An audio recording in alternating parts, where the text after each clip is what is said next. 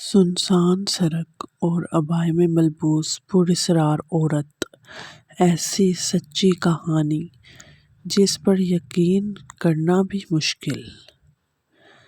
یہ میری نوعمری کا زمانہ تھا اور میں ایک شرمیلا لڑکا تھا۔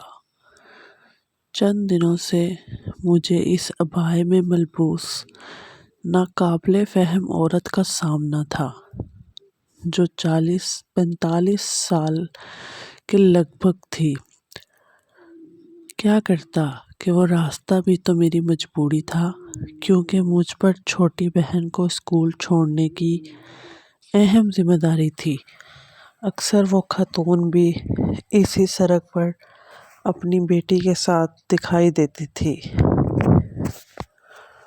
اتفاق دیکھیے کہ محترمہ کی بیٹی میری بہن کی ہم جماعت تھی۔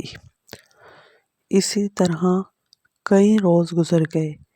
میں گویا خاتون کی توجہ کا مرکز و محور بن چکا تھا، یہاں تک کہ جب میں نماز کے لیے مسجد جاتا تو وہ گاڑی میں بیٹھی میری راہ تکا کرتی۔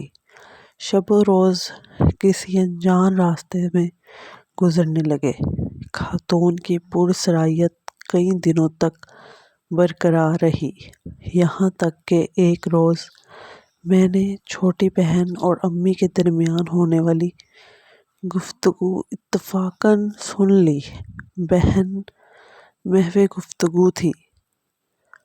وہ پراسرار خاتون بھائی کو دیکھتی ہیں کیونکہ ان کے بیٹے کی شکل بھائی سے کافی ملتی جلتی تھی۔